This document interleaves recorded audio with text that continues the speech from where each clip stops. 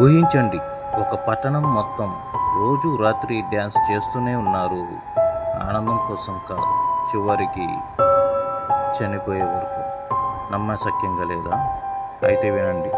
1518లో Strasbourg అనే నగరంలో ఒక మహిళ రోడ్డు మీద అకస్మాత్తుగా డ్యాన్స్ మొదలుపెట్టింది. కొద్ది గంటల్లోనే డజన్ల మంది, తర్వాత వందల మంది కూడా ఆగలేకుండా డ్యాన్స్ చేయడం మొదలుపెట్టారు. రోజులు రాత్రులు ఆగకుండా అలసటతో, గుండెపోటుతో చాలామంది అక్కడికక్కడే కుప్పకూలిపోయారు. ఆ కాలం వైద్యులు దీన్ని అర్థం చేసుకోలేకపోయారు. కొందరు ఇది శాపమన్నారు, ఇంకొందరు విషపూరిత రొట్టె కారణమని చెప్పారు. కానీ అసలు నిజం ఎవరికీ తెలియదు. ఇది మాస్ హిస్టేరియా, లేక వ్యాధ, లేక ఏదైనా అద్భుత శక్తి.